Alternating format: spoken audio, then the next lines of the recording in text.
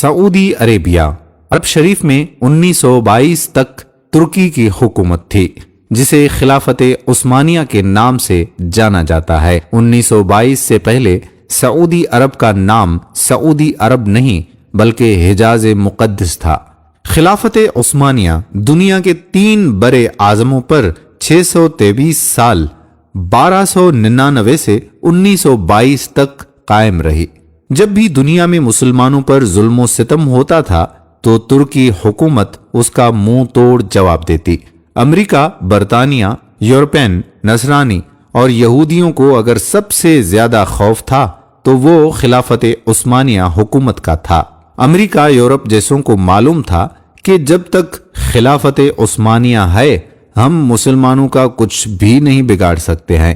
امریکہ اور یورپ نے خلافت عثمانیہ کو ختم کرنے کی سازش شروع کی۔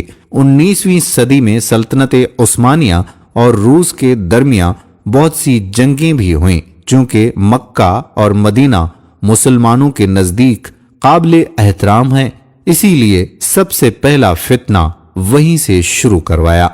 امریکہ اور یورپ نے سب سے پہلے اس شخص کو کھڑا کیا جو کرسچن تھا، ایسی عربی زبان بولتا تھا کہ کسی کو اس پر شک تک نہیں آیا۔ اس نے عرب کے لوگوں کو خلافت عثمانیہ کے خلاف یہ کہہ کر گمراہ کرنے کی ناکام کوشش کی کہ تم عربی ہو اور یہ ترکی عجمی یعنی غیر عربی ہیں، ہم عجمی کی حکومت کو کیسے برداشت کر رہے ہیں؟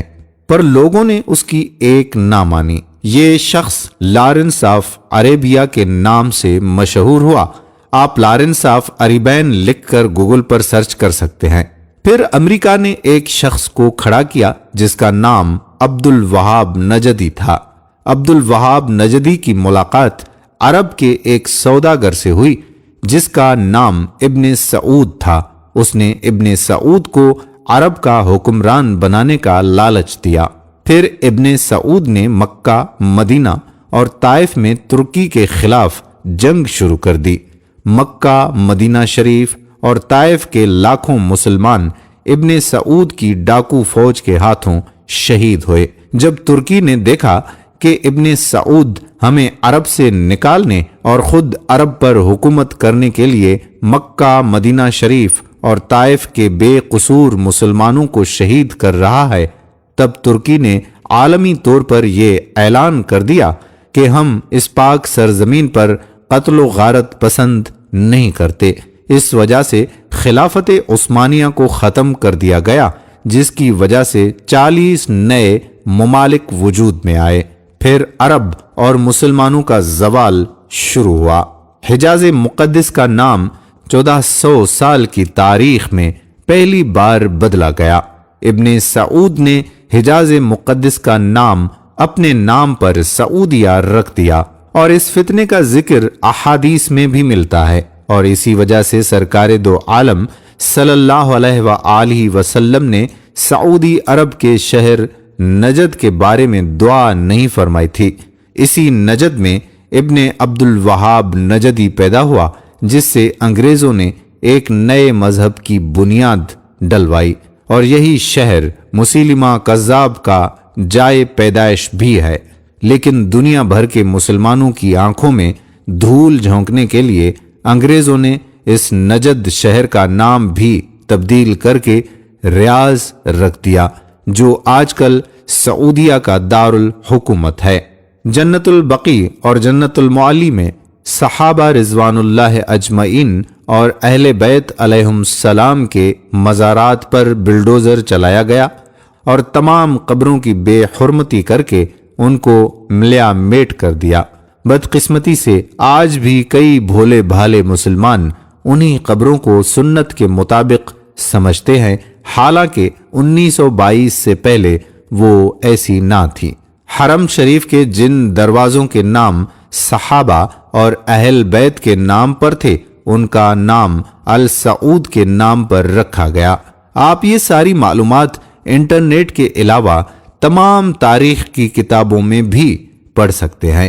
انگریزوں نے اپنی اسی سازش کی کامیابی پر 1962 میں ہالی ووڈ نے لارنس آف عربیہ کے نام سے فلم بھی بنائی، جو بہت زیادہ بار دیکھی جا چکی ہے۔ یہود و نصار کو عرب میں آنے کی اجازت مل گئی۔ جس دن ابن سعود عرب کا بادشاہ بنا اس دن ایک جشن ہوا۔ اس جشن میں امریکہ، برطانیہ اور دوسرے ملکوں کے پرائم منسٹر ابن سعود کو مبارکباد دینے پہنچ گئے۔ جس عرب کے نام سے یہود و نصاری کانپتے تھے وہ سعودیہ امریکہ کے اشارے پر ناچنے لگا اور آج بھی رندوں کے ساتھ ناچ رہا ہے۔ یہود و نصار کی اس ناپاک سازش کا ذکر کرتے ہوئے علامہ ڈاکٹر محمد اقبال نے اپنے کلام میں لکھا ہے کہ وہ فاقہ کش جو موت سے ڈرتا نہیں ذرا، روح محمد اس کے دل سے نکال دو۔ فکر عرب کو دے کر فرنگی تخلیات، اسلام کو حجاز اور یمن سے نکال دو۔ اللہ تعالیٰ مسلمانوں کو ایسے فتنوں سے محفوظ فرما کر پھر سے خلافت کی دولت عطا فرمائے اور ہمیں ماضی کے تلخ حقائق کو سمجھنے کی عقل عطا فرمائے، آمین۔ دوستو، یہ ویڈیو ہم نے تاریخی تناظر میں بنائی ہے۔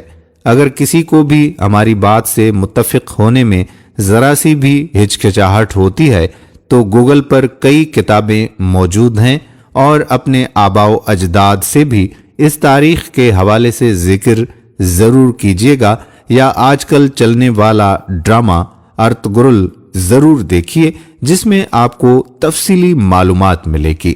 یہ تھی سعودی عربیہ کے حوالے سے کچھ معلومات جو کہ حجاز مقدس سے سعودی عربیہ بنا۔ آنے والی ویڈیو میں مزید معلومات کے ساتھ پھر آپ کی خدمت میں حاضر ہوں گے۔ تب تک کے لیے اجازت دیجیے، اللہ حافظ۔